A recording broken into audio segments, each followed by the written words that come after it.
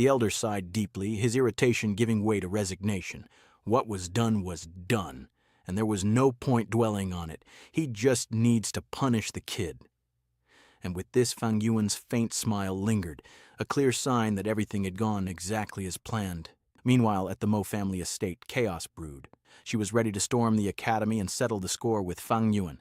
Her anger radiated like wildfire, until her grandfather stopped her in her tracks. His face, twisted in anger far greater than her own, bore down on her like a mountain. She disregarded his explicit warnings, letting her emotions run unchecked. And now, she had dragged their family into a public mess. Worse, she was about to escalate things further without understanding the full weight of what Fang Yuan's actions meant. Looking at her bewildered expression, the old man sighed and began explaining the situation as if to a child. Fang Yuan's message wasn't just a provocation, it was a calculated maneuver. If Fang Yuan truly wanted to humiliate their family and create a scene, he could have left the box at the front gate of their bustling estate where countless eyes would witness the gruesome delivery. Instead, he placed it quietly, an act that carried dual meanings. The box itself was small, far too small to hold an entire body. This was Fang Yuan's subtle way of saying he didn't want to escalate the matter. He was offering them an opportunity to settle this dispute peacefully. However, the implicit threat was clear. If the Mo family chose to pursue the issue, he wouldn't hesitate to send the rest of Gaowen's remains to their doorstep and make this a public affair. Fang Yuan's actions were a dangerous mix of reconciliation and warning. Should the Mo family push further, they would undoubtedly lose face, especially since it was already known that their family had broken the Academy's rules first. The entire clan would see this as their failure. Fang Yuan had positioned himself perfectly, calmly delivering a message they couldn't ignore while leaving them with no favorable options. But this bitch is so proud that she's quick to dismiss Fang Yuan's cunningness. To her, he was nothing more than an arrogant brat who didn't deserve her grandfather's praise. Her disdain for him remained unshaken, but her grandfather's patience had worn thin. And so, he gets real with her, pointing out that she had become too conceited, blind to the reality in front of her. The boy she underestimated had orchestrated her every move, manipulating her with precision and driving her into corners of his choosing. Even now, he had delivered a message so calculated and strategic that it left their family with no room to maneuver. Fang Yuan's ability to plan ahead and execute such a flawless scheme was remarkable, especially for someone so young. It was almost a shame that such a sharp mind was wasted on a third-rate talent. But now that was cleared up, the Gramps turned to Moyan and demanded to know her decision on how she intended to settle the affair. Moyan paused. After a moment of thought, she declared that the family's reputation was paramount. To show their adherence to the clan's rules and regulations, she proposed eliminating Gaowen's entire family as a statement. And damn, this woman is just as ruthless as the rest. And Gramps thought it was a sound decision and even commended her for setting aside her personal emotions to focus on the bigger picture. However, he pointed out that her plan, while bold, was flawed. Gaowen had indeed overstepped his bounds as a servant, and a servant who defied their master deserved punishment. Yet, Gaowen was still under the Mo family's jurisdiction, making it their responsibility to educate him. Ignoring that would reflect poorly on them. To resolve the matter, the grandfather laid out a more balanced approach. The Mo family would compensate Fang Yuan with 30 spiritual stones to acknowledge their failure in managing Gaowen. For Gaowen's family, they would be given 50 spiritual stones as compensation before being banished from the clan entirely. As for Moyan herself, her punishment was a 7-day confinement to reflect on her actions. And most importantly, she was never to provoke Fang Yuan again. A few days later, Fang Yuan was enjoying a rare moment of leisure. He could now eat, and so he was able to reflect on the events in peace. The Gramps of the Mo family had understood the meaning behind the box, and had handled the matter insightfully. With this, the likelihood of the Mo family investigating Gaowen's death further had significantly diminished, and he is confident that the Mo family patriarch wouldn't dare attack him. He knew Mo Chen's fear of breaking the rules outweighed his desire for revenge. Such a move would set a dangerous precedent, encouraging others to act similarly, and Mo Bei, the family's only male heir, would definitely become the prime target in any ensuing chaos. And Gramps wouldn't risk such a thing, making Fang Yuan feel secure. Speaking of rules, his thoughts wandered back to the ancient tale of Renzu and the lessons buried within. After giving his heart to the Hope Goo and surviving the trials that followed, Renzu grew old. His body deteriorated until even chewing berries became impossible. Yet the Hope Goo, bound to Renzu's will to live, refused to let him die. If Renzu perished, the Hope Goo would lose its only place of residence. Thus, it suggested that Renzu seek out the Longevity Goo. But Renzu knew this was impossible, as the Longevity Goo is known for flying faster than lightning. But as always, the Hope Goo had a secret. It told Renzu of two other goo, one round and one square, hidden in a cave at the peak of a massive mountain.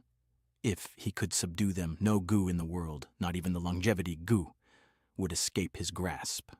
Determined, Renzu trekked up the mountain and entered the pitch-black cave. But as he went in deeper, realization struck. Finding and capturing the two goo in such darkness was an impossible task. Yet he had no choice but to press on. With the Hope Goo fueling his resolve, Renzu stumbled through the cave, his body battered by rocks and walls, his spirit tested with every step. Just as he was about to collapse, he heard two voices. The goo he sought were speaking. The two goo, unwilling to be subdued, taunted him to give up and leave. But Renzu, with the Hope Goo's unwavering influence, refused. Seeing his determination, the goo decided to give him a chance. They told him if he could guess their names, they would obey him. And so Renzu began, guessing immediately, but his words were met with silence. As his breath grew weaker, the voices returned, suggesting he leave the cave, enjoy the world one last time, and offer the Hope Goo to them as compensation for his trouble. Yet Renzu was unwilling. He would never give up on Hope Goo, even if he dies, and the Hope Goo was very touched by this. With this, Renzu was energized and therefore continued guessing. Days passed, and time wore thin. With only one day of life left, Renzu uttered a single word: regulation. One of the goo immediately responded, agreeing to obey, but it warned that its power was incomplete without its counterpart. Renzu, undeterred, pressed on. In a final desperate attempt, he guessed rule. Suddenly, light flooded the darkness, illuminating the cave. The two goo congratulated Renzu, declaring him the first human to subdue them. With rules and regulation under his command, Renzu ordered them to capture the Longevity Goo.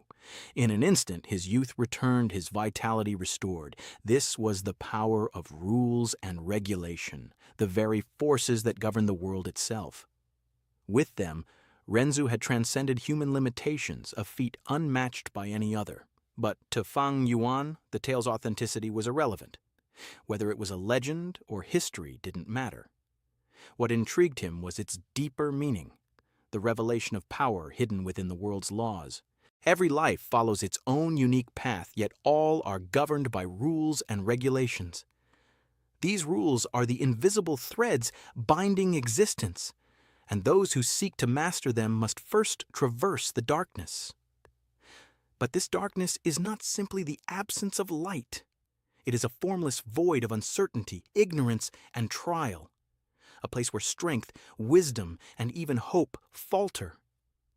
To navigate such darkness, one must be like Renzu, stumbling aimlessly yet persistently, enduring hardships and setbacks. Renzu's journey revealed a profound truth. Only by understanding the rules and regulations could he bring order to the chaos, illuminating his path with clarity and purpose. When he spoke their names, the oppressive darkness dissipated, inviting light and knowledge into his life.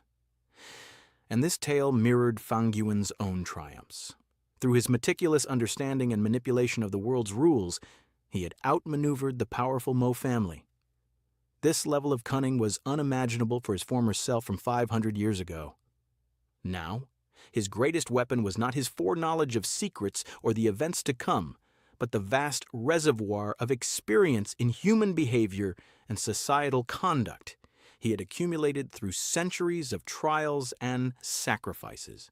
Moreover, his intimate understanding of the world's rules enabled him to perceive the truths others overlooked. Just as Renzu controlled the rules and regulations Gu to capture all Gu in existence, Fang Yuan wielded his knowledge of societal, natural, and spiritual laws to subjugate those around him. The darkness was ignorance of the rules, while the light was the clarity gained from comprehending them. To step into the light was to command the rules, to shape fate itself. And the demon who was reborn had already stepped foot under the path of light. Meanwhile, outside the village, the merchants were nearing Guyuf village, their caravan drawing closer with each passing day. By the time May arrived, the caravan finally rolled into view, bringing a wave of anticipation. Though the merchants usually came in April, their delayed arrival didn't dampen the villagers' excitement. Their presence promised trade, business, and opportunities, a much-needed boost for the entire village. At the heart of the caravan was Jia Fu, a rank 4 Gu master and the caravan leader.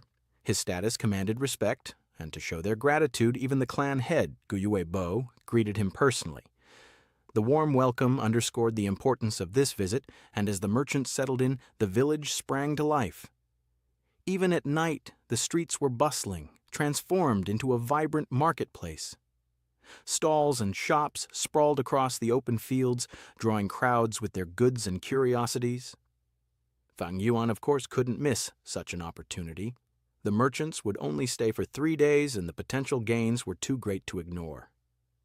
Among the items he sought, he quickly spotted intimate grass. When mixed with moon orchid petals, this grass could make feeding his moonlight Gu significantly more cost-efficient.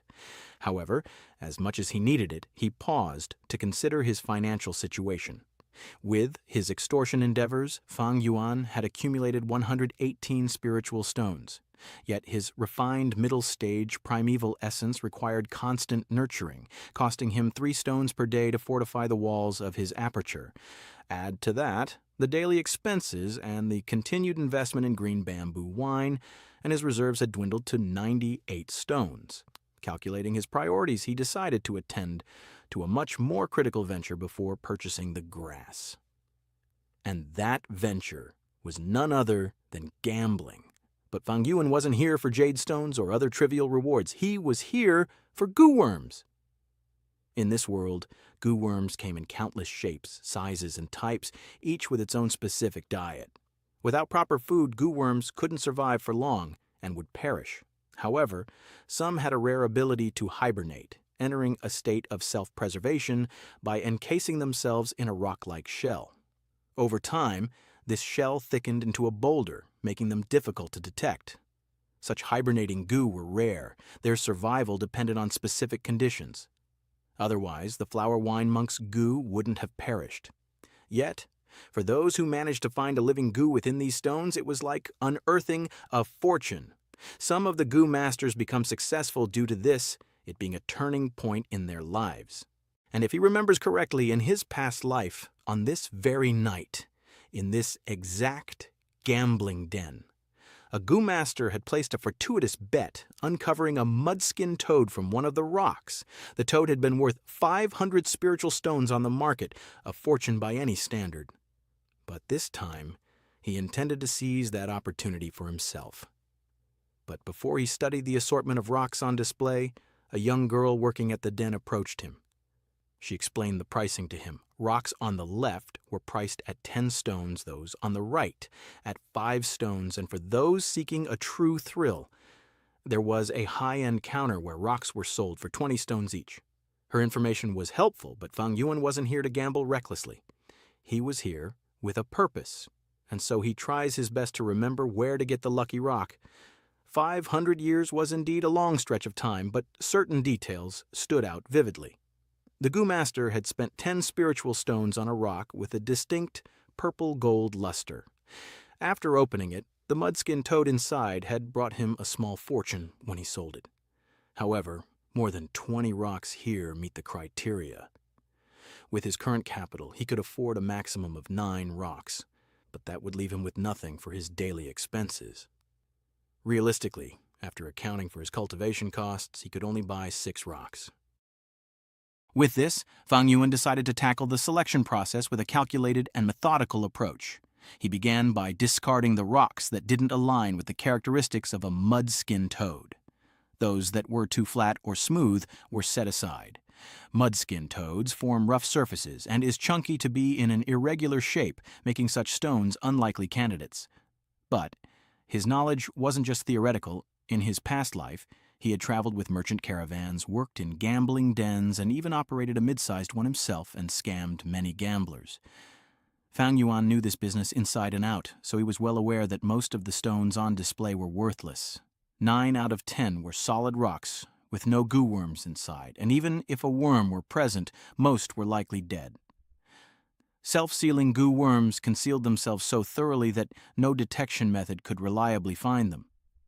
Even if there was another way, it would be a still well-hidden secret technique. Otherwise, this industry would have shut down a long time ago. Still, Fang Yuan's expertise and sharp eye narrowed his choices down to 6 stones that met his criteria. The female vendor watching him work with such precision was visibly impressed. Her mind raced with assumptions. A young man from the main family branch, rich, knowledgeable, and clearly skilled, an opportunity not to be missed. And so a flirtatious smile crept onto her face as she decided to try her luck with him. With this in mind, she offered free services to open the rocks, her tone sweet and enticing. But Fang Yuan declined without hesitation, opting to open the stones himself. He had no intention of letting anyone else interfere. Meanwhile, the older gamblers nearby watched with a mix of disdain and amusement. To them, Fang Yuan was just another rich, ignorant kid squandering his family's hard-earned spiritual stones. Their whispered remarks carried the usual bitterness of seasoned gamblers who had lost more than they had won. Still, Fang Yuan paid them no mind. He placed the first stone on his hand, summoning his moonlight goo. The blade shimmered and carefully sliced through the rock with precision and ease. His movements were smooth and practiced, exuding a skill that surprised the crowd. Using the moonblade for such delicate work required at least 2 to 3 years of training, something many here hadn't mastered. Even the guys from the clan had felt a little proud. Seeing one of their own display such talent made them feel a spark of pride. But as Fang Yuan cracked open the first stone, the result was, as expected, a solid rock with nothing inside. The disappointed murmurs of the crowd rippled through the den, though the vendor girl continued to hype him up with flirtatious enthusiasm. Her tone was warm and supportive, but Fang Yuan didn't really care. He would continue nonetheless. But the second stone met the same fate, another solid rock. Then the third, with equally fruitless results. Fang Yuan maintained his composure, but the crowd's mutterings grew louder. The haters in the room felt vindicated, their smug expressions making it clear they were enjoying the spectacle of a rich kid burning through his spiritual stones. But when Fang Yuan began working on the fourth stone, the atmosphere shifted. A small bulge emerged from the rock's surface as he sliced into it. The crowd tensed, the chatter dying down as curiosity replaced judgment. But as he cleared more of the stone, the excitement faded. It was merely a rock within a rock, a cruel waste of primeval stones. The haters roared with laughter, mocking him even louder now, while the vendor girl doubled down on her support, urging him to keep going. Fang Yuan moved to the fifth stone with the same unshakable calm. As he sliced into it, another bulge appeared, but this time there was something different. The room fell silent as all eyes locked onto the stone. Fang Yuan's lips curled into a slight smile as he already knew he struck gold. But before he could continue, a man appeared behind, ruining the moment, aiming to buy the rock for himself. It was the second young master of the merchant family, Jia Jinsheng. His presence carried weight, and the workers greeted him with respect. Yet the bystanders think he's just being a douchebag. Interfering in someone else's gamble was frowned upon, even here, and the crowd viewed his intrusion as a blatant abuse of privilege. But still, Jinsheng knew he had his reputation to consider. He couldn't simply take the stone outright. Instead, he tried to outmaneuver Fang Yuan with clever words and an offer of 40 spiritual stones for the rock. His condescending tone made it clear he didn't expect Fang Yuan to refuse. Unfortunately for Jinsheng, he had picked the wrong opponent. Fang Yuan's sharp mind worked quickly, turning the situation to his advantage. He asked him if he is really that audacious to even try and bully a Guyue clansman inside their own territory. And this immediately flipped a switch with every clan member who heard it, and so now they were up and ready to jump this son of a gun as their loyalty to their clan outweighing any respect from the merchant's authority. Now he realized the shit he was digging himself into, so he quickly backed down, retreating with a strained smile to save face. With this, Fang Yuan got to continue his thing, and just like he had hoped for, he had gotten the Mudskin Toad, and a small application of primeval essence confirmed the toad was alive, and the crowd erupted in mixed emotions. The haters seethed in frustration, their anger barely concealed as they lamented their bad luck. Why did this kid, of all people, get such fortune? It felt unfair, almost insulting. But no one was more upset than Jin Sheng. Watching the toad come to life, he could only curse himself for not offering more stones earlier. The thought that he had underestimated Fang Yuan gnawed at him. But with how young Fang Yuan looks, he thought the brat don't know his stuff. And so Jin Sheng was about to negotiate a lowball price for the goo. But Fang Yuan's calm demeanor and sharp knowledge silenced him.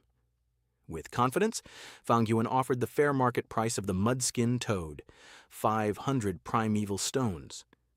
Immediately, Jin Sheng was left speechless. Still, he tries to negotiate the price down, but Fang Yuan wasn't budging and just headed to the exit. But before he could leave, the vendor woman tried once more to win his favor, asking to assist him with the last rock that he has. But Fang Yuan had grown tired of the charade, so without a word he turned and walked away without saying anything. A short while later, Fang Yuan worked on his final stone. By now, he had already sold the Mudskin Toad for its full market value of 500 spiritual stones. Though the toad was rank 2, he never intended to refine it. The soil required for its upkeep, yellow soil, was unavailable in Qingmao Mountain, which only had green soil. Moreover, feeding 3 goo would be far too costly at this stage of his cultivation. The sale was purely practical, giving him resources to further his plans. But a fortune like his was bound to attract attention, and with his current cultivation still low, he couldn't afford to let his guard down. For now, caution was his best ally. As he opened the final stone, there was nothing inside. Yet this didn't bother him in the slightest. The rock powder he'd accumulated was his true objective all along. The Mudskin Toad was merely a convenient bonus along the way. With this phase complete, Fang Yuan turned his thoughts to what lay ahead. Qingmao Mountain held no more secret treasures that he could capitalize on. However, he knew of a hidden strength inheritance built by a rank 4 goo master from the Righteous Path, located in Bai Goo Mountain. This inheritance was an extraordinary opportunity, but it came with a challenge. 2 people were required to overcome its defenses. For now, Fang Yuan saw no suitable partner. Yet, his mind was already working on how to bridge that gap. His possession of the sound and vision goo from the flower wine monk gave him a unique advantage. With it, he could manipulate the interest of the 2 villages, drawing them into a situation that benefited him. But before tending to his larger plans, Fang Yuan returned to the marketplace to purchase the intimate grass he had scouted earlier. However, luck wasn't on his side. The vendor had already sold out. Unfazed, he began searching for alternative food sources for his goo, which led him to a wine shop that boasted an array of premium liquors from various villages. The shop's peculiar and elegant style caught his attention immediately. The tables and chairs, made from rare species of grass, goo, gave the establishment an air of sophistication. And so Fang Yuan didn't hesitate to sample their best offering, the horse monkey spirit wine. True to its reputation, the wine was of exceptional quality, and his liquor worm eagerly absorbed the drink. But with this rare goo out, the vendor couldn't contain his curiosity. He cautiously inquired if Fang Yuan might sell it, but Fang Yuan had no intention of parting with his prized goo. After finishing his drink, he left, leaving the vendor visibly disappointed.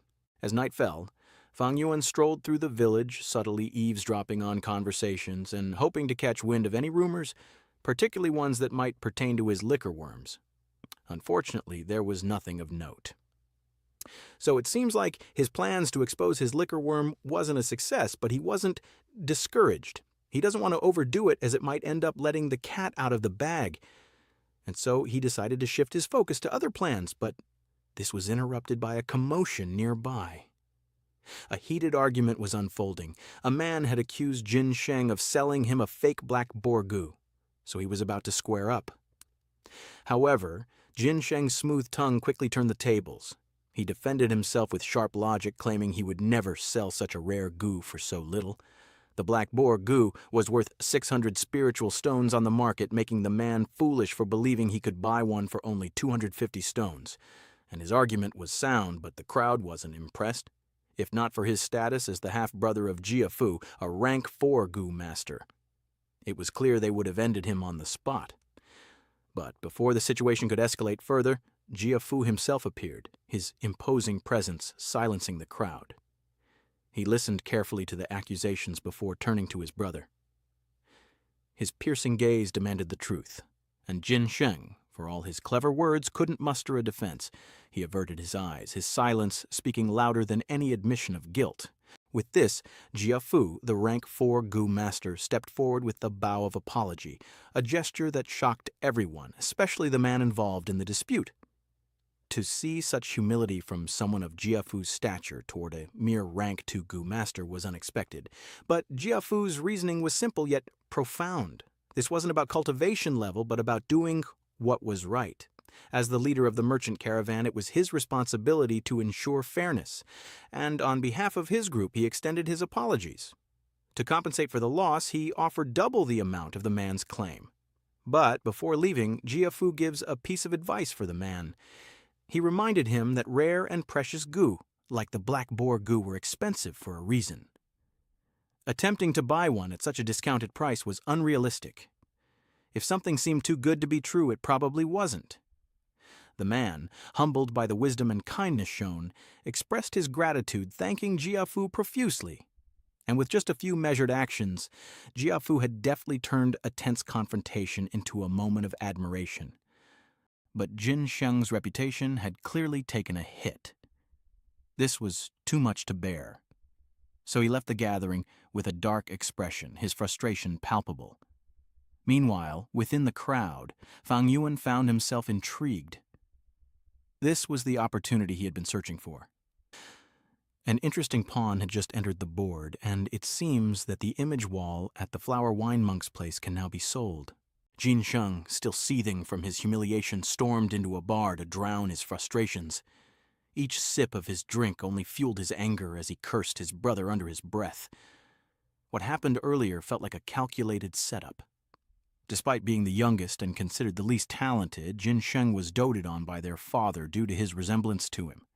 This favoritism had driven a wedge between him and Jiafu, who distanced himself entirely. And with their father's declining health, the inheritance was to be divided based on their performance, leaving Jin Sheng scrambling to prove himself. He couldn't rely on talent or reputation, so he had resorted to underhanded schemes and quick wins to gain leverage. Yet, here he was, completely overshadowed and suppressed by Jiafu once again. Now, he could only curse the world around him. But before he could spiral further, a young voice interrupted him, asking if he wanted help dealing with his brother. Jin Sheng spun around, only to see Fang Yuan, the same brat who had humiliated him at the gambling den. His immediate assumption was that Fang Yuan was here to mock him further, but his suspicions shifted when Fang Yuan casually mentioned a business proposal. And the idea was absurd, so at first he suspected this was another ploy orchestrated by his brother to frame him. Yet Fang Yuan's tone was indifferent, as though he couldn't care less whether Jin Sheng accepted or not. In fact, Fang Yuan even threatened to take the same offer to Jiafu if Jin Sheng didn't bite, and Jin Sheng couldn't have that, so he immediately followed Fang Yuan.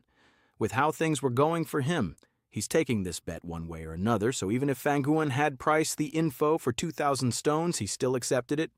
High risk means high reward after all, and the Bai clan had growing influence over the years, so selling this info to them meant he could earn triple the amount. And this had amused Fang Yuan. Finally, he sees the talent of Jin Sheng in action, confirming his potential for long-term use. Jin Sheng, though doubtful, trusted his instincts, but insisted on seeing the merchandise before paying. With this, they went straight ahead, where the flower wine monk was located. On their way, Jin Sheng's curiosity got the better of him. He asked Fang Yuan why he had chosen him instead of his brother. And to Fang Shuan, it was simple. Jiafu's cultivation was too high, and someone like him couldn't be controlled. Furthermore, he never believed in integrity. The so-called prestigious reputation is just because the profits are small and are unable to incur his brother's greed. And this had made Jin Sheng smile as it resonates with his beliefs. Finally, someone who seemed to understand him, or so he thought. What Fang Yuan didn't mention aloud, however, was the real reason he had chosen him. Jin Sheng's lack of strength and his desperation made him the perfect pawn. Weak, malleable, and easy to manipulate. A few moments later, they arrived at the heart of the cave. And immediately, the projection began to unfold, casting ghostly images on the damp walls. Jin Sheng's eyes widened as he watched, captivated by the ancient secrets of the flower wine monk. This was indeed a treasure trove, one that could bring him immense profit if played right. Yet, he couldn't suppress his disappointment that the monk hadn't left behind any physical treasures. A rank, 5-gu master like the flower wine monk should have hoarded countless artifacts. Surely, there had to be more. And so he turned to Fang Yuan and pressed him a little, asking if he had found anything beyond the liquor worm. But Fang Yuan's response was disappointing. There was nothing else, which left Jin Sheng frustrated. As he had heard tales of the flower wine monk's legendary 1,000th Li earthwolf spider, a rank 5-steed-type gu that allowed the monk to escape pursuit by burrowing deep underground. The cave itself was likely dug by that very spider. Surely it had to be here, or in Fang Yuan's possession. Besides, they are now partners after all, so there is no reason to hide it. Undoubtedly, Jin Sheng got a point, but the reality was still the same. He didn't get any spider goo, and they couldn't see it on the projection, meaning it could have been taken down by the Gaiyu clan beforehand. And this was a sound reasoning, and so they were about to conclude this convo, but the cave abruptly went pitch black. The projection seems to have stopped. But they were mistaken, as the wall flickered to life once more, displaying a new sequence, this time featuring the flower wine monk himself, speaking directly to whoever was watching. The monk's voice echoed ominously through the cavern as he revealed his true intent. The looping projection that had played for nearly 100 days was a deliberate test. Anyone who lingered long enough to see this new message would surely harbor ill will toward the Guyu clan. This was exactly what the monk desired. He wants his successor to annihilate the clan entirely, leaving nothing behind. Immediately, Jin Sheng's mind raced with possibilities.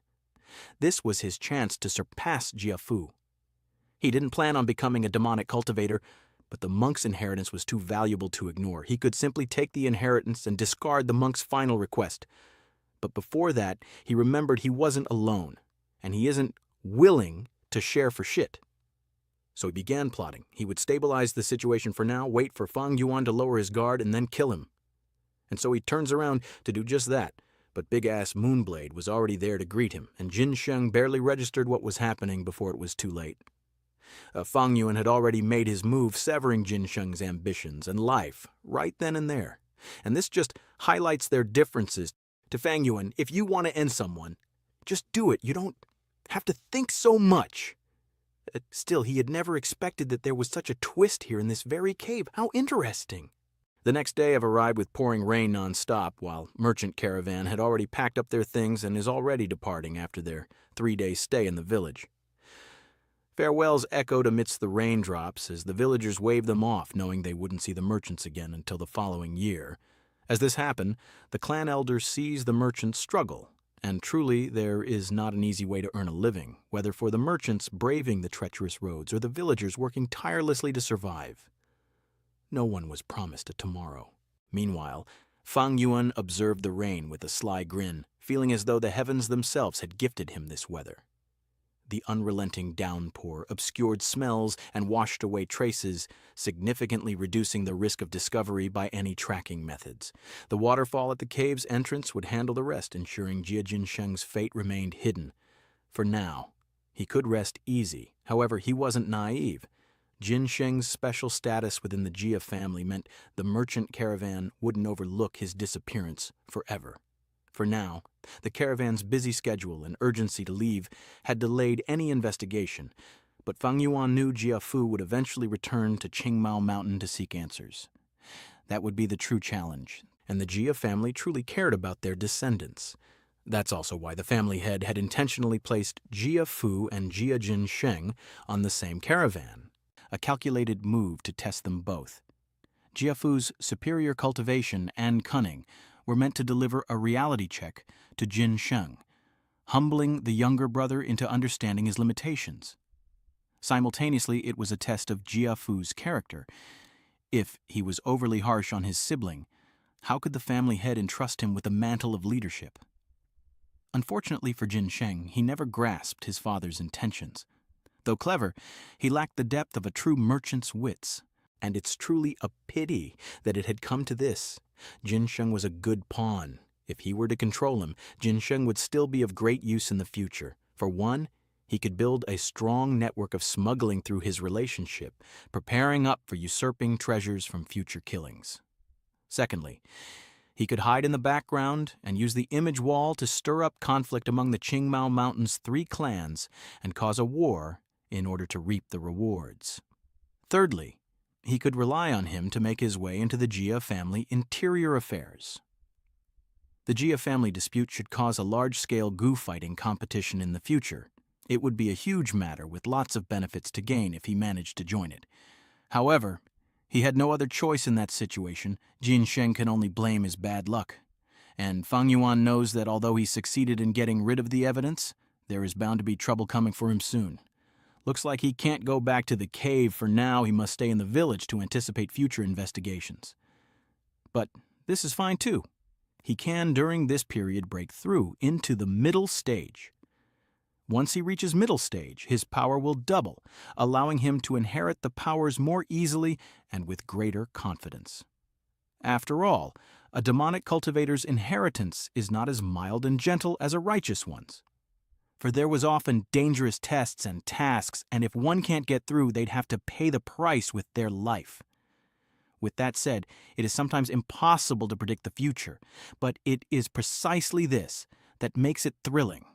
4 days later, at the training field, Fang Yuan and Fang Zheng squared off in a legal match, but the outcome was all too predictable. Fang Yuan effortlessly knocked his younger brother out of the arena.